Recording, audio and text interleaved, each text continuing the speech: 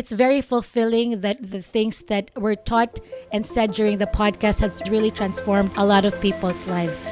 You're listening to the Architect My Life podcast, a show dedicated to empowering women architects and designers to achieve business growth, financial freedom, and health and wellness. I'm Aya Schlachter, your host and CEO of MGS Global Group. Our company provides Revit, ArchiCAD, and CAD drafting services to busy architects and design firm owners. MGS Global started as a part-time gig when I was a new mom, but it has now grown into a thriving business that provides drafting support to creatives, helping everyone maintain a healthy work-life balance. This podcast is proudly presented by MGS Global Group. Now let's dive into this episode.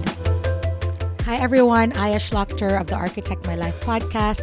This is our last and final episode. I'm going to be very honest with you. I'm feeling a little nostalgic about the last episode, but it's part of growth. Transition is part of growth. So I believe that, Architect My Life podcast served its purpose. I'm very excited to announce a relaunch of the podcast very soon. I want to thank all of our listeners all over the world, from the Philippines, where I'm from, New York, Australia. I don't even know how many people have reached out to me, thanked me, that some of the stories that our guests shared in the episode really inspired a lot of women to start their own firm, to change different things, to make things better, how to become a better mom and a business person.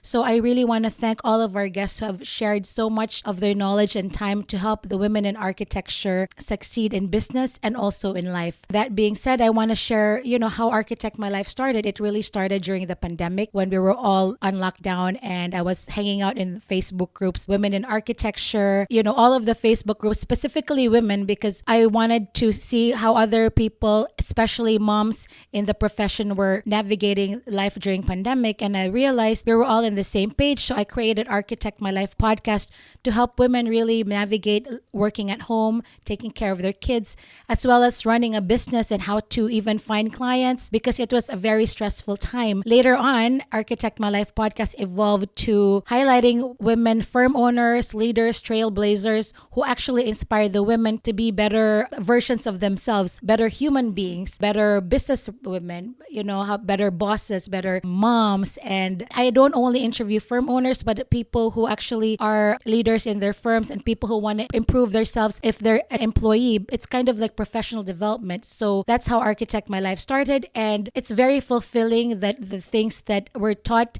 and said during the podcast has really transformed a lot of people's lives. As a host, my goal for this podcast was really to provide value to a lot of the women in architecture who want to just scale, grow their business, start their business. But in the end, I also learned a lot from my amazing guests. For instance, Joanne Louis, who is a digital marketing expert in the AAC industry. And she's also a good friend. She's really taught me a lot and guided me through my digital marketing strategies.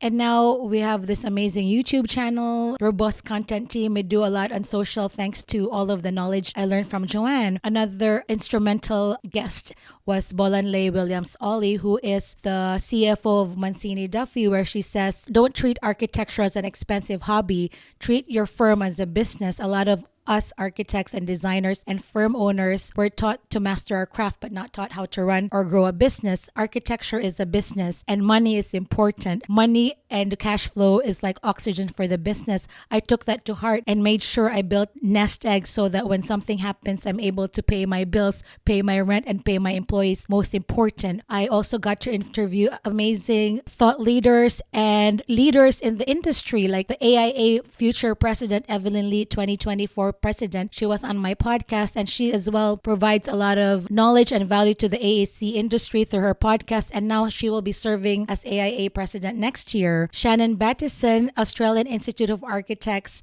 president as well, a woman president, 2 women presidents in Australia and in the US. I got to interview and I got to meet other people like Jane Johnson, Vivian Lee. I mean, you'll see all of them on my podcast if you listen to the Architect My Life podcast. These women have really changed my life as well. I also want to thank fellow podcasters who are podcasters as well as work in the industry, like architect Caitlin Brady. You should also check her out. She is always advocating for mentorship And you should learn from that for people who are employed in different firms. If you want to really upgrade yourself and be seen, listen to Architect Ted podcast, Mentor Dino, Caitlin Rossier. As well, she has a lot of courses and training for people who are employees and who want to be, build their professional presence and, be seen and be heard by their employers. So again, it's also very humbling to know that, being a podcaster, it's a lot of work, but you know what? At the end of the day, if you can touch one person, if you can, help one person, that's for me, I've become successful. And that has what my guests have done for me. And I hope I'm able to accomplish that to you as well. One of the biggest lessons I learned in life was from my dad when he said generosity is the key to success. And I realized I had a lot to offer in terms of my life experiences, business experiences, and I really wanted to share. And podcasting was an outlet, but I'm very shy. I didn't really talk that much.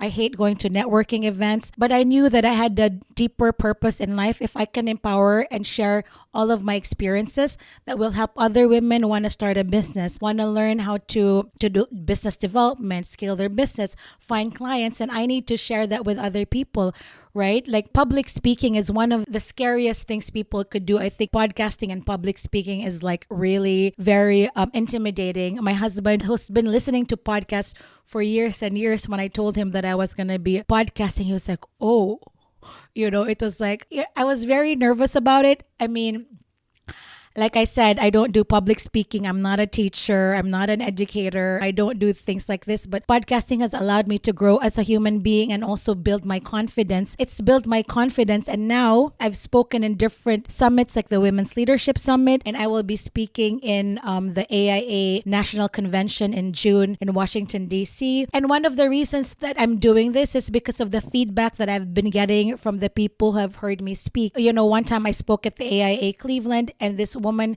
came up to me in tears and she said, I really resonated with your story. I'm Chinese and I feel the same way. I feel bad about my accent and the way I talk, being a woman in architecture and being foreign. So thank you so much for sharing your story. And she was moved to tears and I gave her a hug. So again, if you have something to say, share it. If you feel like you can impact other people's lives, there's no harm in sharing. If someone gives you the opportunity to speak or guest in a podcast, take it. It means they want you to share your stories. Stories can change lives, and I believe in that. And this time when I talked to that lady, I gave her a hug and she was crying, and it validated the my whole point for podcasting as a resource, as inspiration, and also I was inspired by her. So it's also very emotional for me to meet people who I've touched, and that's because I podcasted. That's because I shared my story. That's because I was generous with my time and also my stories. I never want to keep things to myself if I know I can help other people. Thanks again for listening to the Architect My Life podcast. It's been a great run. I'm getting emotional right now, but don't worry, we'll be back. And I want to thank all my listeners for really consistently listening to the podcast and reaching out to me, and also to all my guests who spent a lot of time to share their stories so that we all can learn from their experiences. I guess that's it. Bye, guys. Thanks for listening to this episode of Architect My Life, a podcast brought to you by MGS Global Group.